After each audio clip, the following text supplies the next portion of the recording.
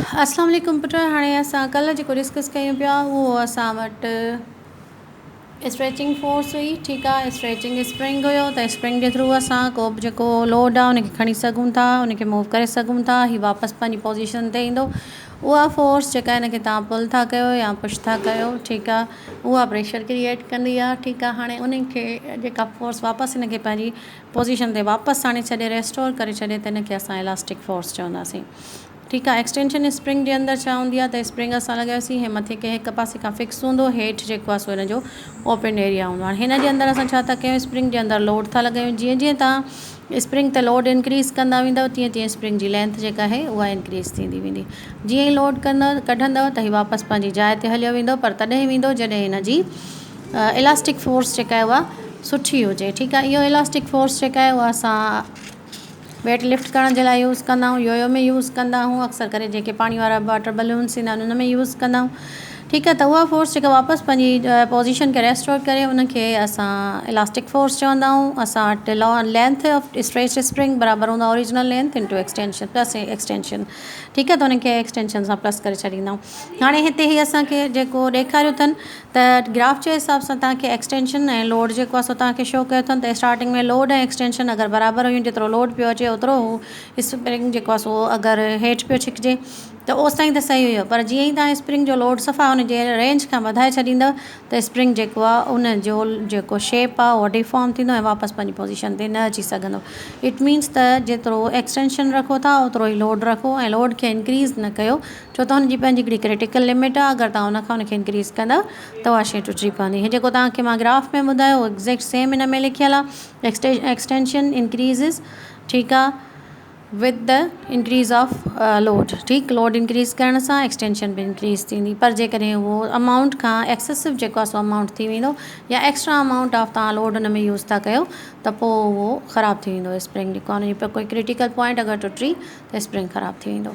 ठीकु आहे, हाणे असां था अचूं त हीउ जेको हिनखे स्प्रिंग वारे या इलास्टिक फोर्स जे लाइ जेको लॉ हो जंहिं हिनखे यूज़ कयो हुयो या रीड कयो हुयो, जीअं असां वटि न्यूटन्स लॉज़ हुया ऑफ मोशन हुया, लीनियर फोर्स जे लाइ हुया।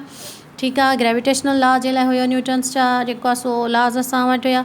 हींअर असां वटि आहे इलास्टिक फोर्स, त इलास्टिक फोर्स जो जेको लॉ हो उहो असांखे रॉबर्ट हुक ॾिनो, हिनखे हुक्स लॉ बि चवंदा आहियूं। हुक्स लॉ जो चवणु इहो हुयो त हितां खां वठी हीअ जेका हिन जी लेंथ आहे हिकु कंहिं बि स्प्रिंग जी, इहा बराबरि हूंदी आहे एक्स जे।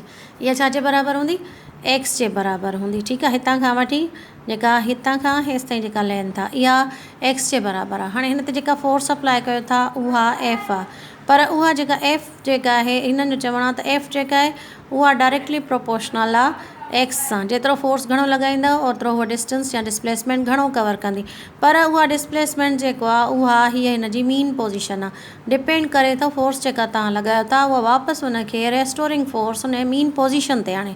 हाणे जेकॾहिं हिन स्प्रिंग खे तव्हां हेठे पासे हेॾो छिके था अचो त बि हीअ छिकिजी वापसि वञी हुते पंहिंजी पोजीशन ते बीहे जेका हिन जी मीन पोजीशन आहे। अगरि हिनखे तव्हां ईअं मथे ज़ोर ॾेई मथे करे था छॾियो, उनखां पोइ बि वापसि पंहिंजी पोजीशन ते अचे बीहे, त हिनखे असां मीन पोजीशन चवंदासीं। सो उहा फोर्स जेका हिन स्प्रिंग खे वापसि पंहिंजी पोजीशन ते आणे बीहारे उनखे असां इलास्टिक फोर्स चवंदा आहियूं। इन लॉ जो जेको ॾिनो हो साइंटिस्ट, हुनजो नालो रॉबर्ट हुक हुयो ऐं हिनखे असां हुक्स लॉ चवंदा आहियूं। हिन जी जेका असां वटि इक्वेशन आहे उहा बराबरि आहे एफ इज़िकल के एक्स जे बराबरि। ठीकु आहे, एफ इज़िकल के एक्स आहे, के एफ डायरेक्टली प्रोपोर्शनल आहे एक्स सां। ठीकु आहे, हिन जा एक्स सां जेको आहे सो प्रोपोर्शनल आहे। हिते जेका असां इक्वेशन यूज़ कई आहे उहा एफ इज़िकल के एक्स था असां यूज़ कयूं। ठीकु आहे, उनखां पोइ हिन जो ई जेको आहे सो अगरि जेकॾहिं इलास्टिक फोर्स जी पंहिंजे कॉन्स्टेंट खां वधीक तव्हां हिनखे स्ट्रेच कंदव त डिफॉर्मिटी अची वेंदी, शयूं जो वापसि शेप उहो पंहिंजे पासे न अची सघंदो। हर हिकु जेका हूंदी आहे हीअ जेको सम्झो त कॉन्स्टेंट हूंदो आहे जेको के आहे, हिनखे असां यंग्स मॉड्यूलस बि चवंदा आहियूं ऐं यंग्स मॉड्यूलस हर हिकु मटीरियल जो जेको आहे उहो कॉन्स्टेंट हूंदो आहे। ठीकु आहे, त जेतिरो हुनजो आहे रेंज आहे उनखे ओतिरो ई छिकियो, उनखां वधीक उनखे न छिकियो। जीअं ब्रास आहे, कॉपर आहे, जेको आहे सो माइल्ड स्टील आहे, प्लास्टिक आहे, रबर आहे। ठीकु, त हिननि जी जेका आहे सो यंग्स मॉड्यूलस आहे, त जेतिरो तव्हां हिनखे माना रेंज आहे ओतिरो छिकियो, हिन खां वधीक छिकींदव त उहा शइ डिफॉर्म थी वेंदी।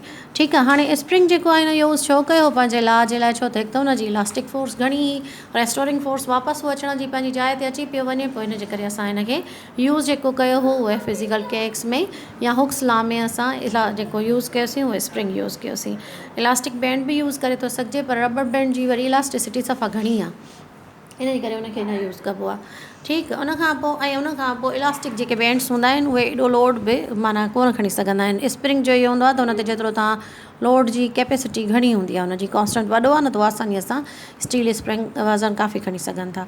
प्रॉब्लम जे हिसाब सां के जी वैल्यू जेका आहे न्यूटन पर मीटर थींदी। न्यूटन पर मीटर छाजे करे थी, छो त असां वटि जेका इक्वेशन आहे उहा छाजे बराबरि आहे, फिज़िकल के एक्स जे बराबरि आहे। एफ बराबरि आहे, ही बराबरि आहे फिज़िकल के एक्स। जेकॾहिं के मालूम करणी आहे, एक्स हेॾां डिवाइड कयोसीं, एक्स हेॾां डिवाइड कयोसीं ऐं वियो हलियो, के बराबरि थियो एफ अपॉन एक्स जे बराबरि। एफ जो यूनिट न्यूटन, ठीकु आहे, एफ जो यूनिट न्यूटन आहे, एक्स जो यूनिट मीटर आहे। पोइ हिनखे सिधो करे अगरि असां लिखंदासीं त इलास्टिक जेको असां वटि के आहे, के जो जेका आहे स्प्रिंग कॉन्स्टेंट चइबो हिनखे, हिन जो यूनिट असां वटि छा थींदो, न्यूटन पर मीटर जे बराबरि थी वेंदो।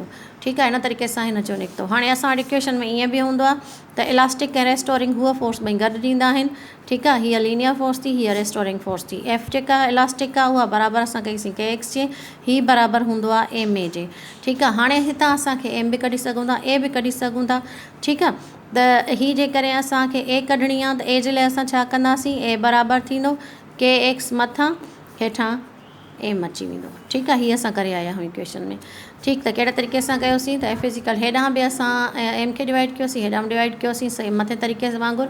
ठीकु आहे, त हुन पासे न इन तरीक़े सां ही ॿिनी साइडुनि न कटिजी वेंदियूं। ठीकु, त हाणे इक्वेशन जे हिसाब सां असां वटि जेको आहे सो क्वेश्चन में असां वटि छा हुयो त फिज़िकल के एक्स जे बराबरि आहे, के जी वैल्यू 39 न्यूटन जेको आहे पर सेकेंड आहे, एक्स जी वैल्यू 4 मीटर आहे, एफ असांखे फाइंड आउट करणी आहे 30 खे 4 सां मल्टीप्लाई करे छॾींदा 120 न्यूटन ईंदी। इहा हिन जी स्प्रिंग जेको आहे सो इलास्टिक फोर्स चइबो। ठीकु आहे, इहो इन तां प्रॉब्लम जेके अची वेंदा आहिनि हुक्स लॉ जा ईंदा आहिनि। हुक्स लॉ जे प्रॉब्लम्स में करे एम ॾींदा आहिनि त के पुछंदा आहिनि, त उहो बि मां तव्हांखे ॿुधाए छॾियो त कहिड़े तरीक़े सां तव्हां पुछी सघो था। ठीकु आहे, बसि इहो इनशाला नेक्स्ट वीडियो।